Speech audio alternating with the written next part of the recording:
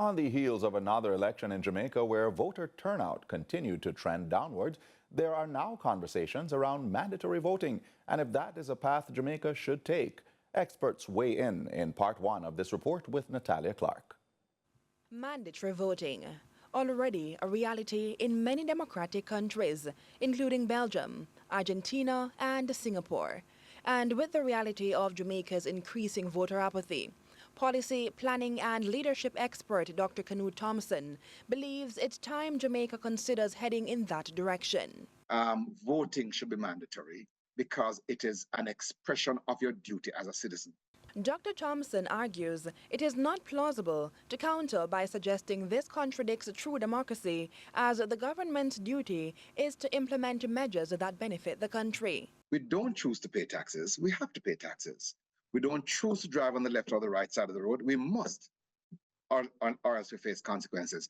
People will see mandatory voting as some kind of communist state, some kind of a removal of freedom. But there are over 20 countries in the world, some of the most advanced countries in terms of their economic and social development, which have mandatory voting. But constitutional scholar Dr. Lloyd Barnett is firmly against this proposition. He argues not only does it infringe on one's liberty, but effectively criminalizes non-voters. What if they do not wish to vote for either party or either candidate or either proposition, the alternatives on the ballot paper, and they would wish something else or some other person? You're forcing them to adopt something which they do not favor. Noting Jamaicans' low compliance rate or unruly tendencies, Dr. Barnett adds the process may even see an increase in spoiled ballots as a form of retaliation.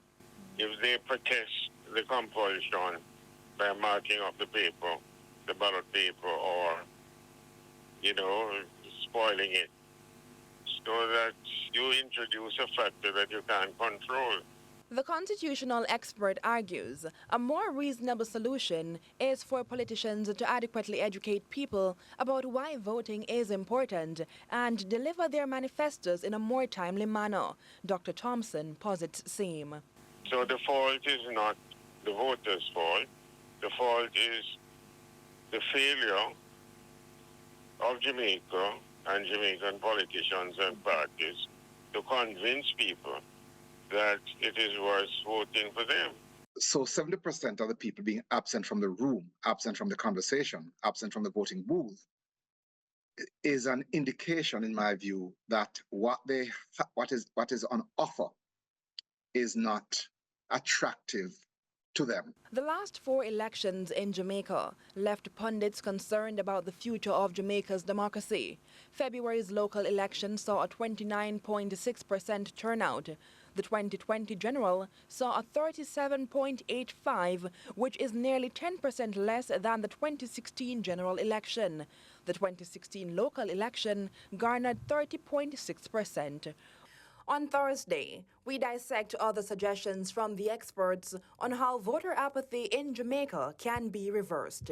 Natalia Clark, CVM News.